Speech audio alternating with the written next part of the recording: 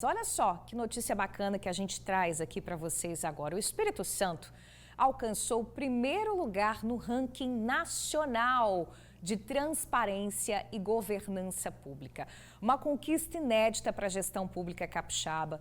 O resultado consolida o nosso estado como referência no país, tá, gente? Quando o assunto é acesso à informação, transparência, boa governança. Eu estou aqui com o Edmar Camata, secretário de Controle e Transparência do Estado.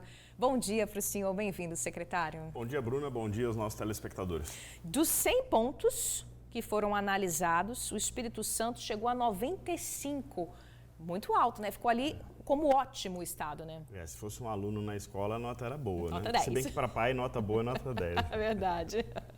Mas então, eu queria que o senhor comentasse um pouco sobre essa pontuação. O que foi analisado nesse ranking, secretário, que levou o Espírito Santo a esse primeiro lugar nacional? Perfeito, vamos lá, muito bom dia. A gente tem, em primeiro lugar, assim, a nota é 95, mas nós não estamos satisfeitos, a gente quer até recorrer dela, tá? É mesmo?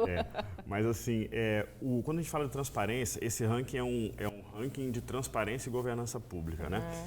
Então assim, é importante a gente lembrar que quando você busca boas práticas em algum assunto, a gente pode encontrar as boas práticas procurando elas por aí, ou a gente pode obedecer a algumas entidades que trazem boas práticas globais, internacionais, né, que são usadas inclusive por empresas, Bruna.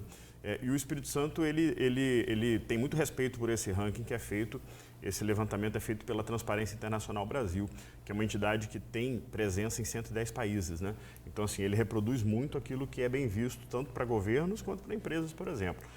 E não é só de transparência, não é só de governança, né? Ele exige inovação dos governos, ele vê a forma como os governos se comunicam com o cidadão. Legal. Né? Ele vê plataformas, por exemplo, que dão transparência a obras públicas, né? E isso se reproduz em um menor número de obras paradas, né?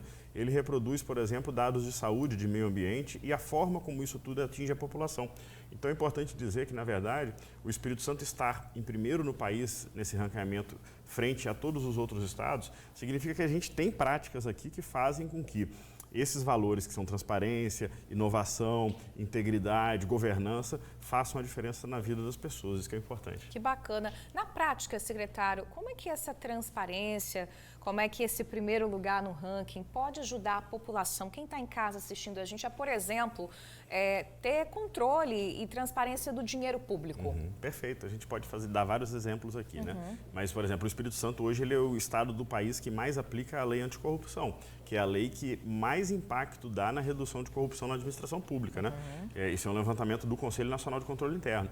Nós temos aqui no Espírito Santo, por exemplo, um tempo de resposta ao cidadão que procura o Estado para uma reclamação, por exemplo, muito menor, né? De 35 dias o cidadão era respondido em 35 dias em 2018. Hoje ele é respondido em 10, 11, 12 dias, né?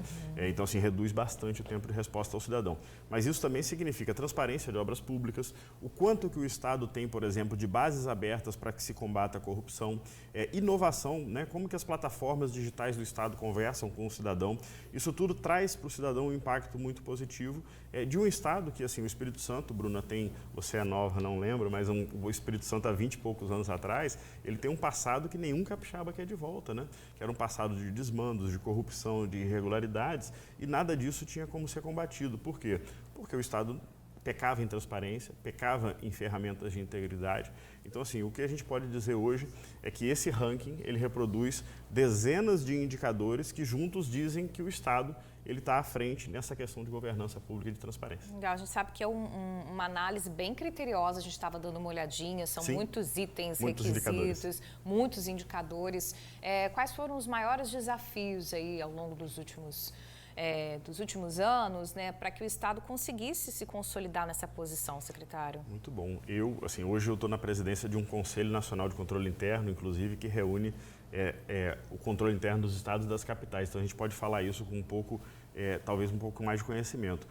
Eu não tenho dúvida hoje de que, para o Estado fazer essa virada rumo à ferramenta de governança, de transparência e de inovação, é necessário dois requisitos muito importantes. O primeiro é o requisito técnico, né? É conhecer. Então, a gente tem uma Secretaria de Controle e Transparência aqui no Estado muito madura, muito avançada, que tem auditores, que tem pessoas que pensam e, lógico, um governo inteiro. Mas também é necessário vontade política, né? Nenhum Estado faz essa mudança que o Espírito Santo passou sem a vontade e a liderança política. E nós temos o governador Renato Casagrande, que nos cobra muito que essas ferramentas e essas inovações sejam entregues. Para a gente encerrar, secretário, o que o cidadão que está assistindo a gente em casa pode fazer na prática para se aproximar dessa transparência, para se aproximar das contas públicas, dessa fiscalização?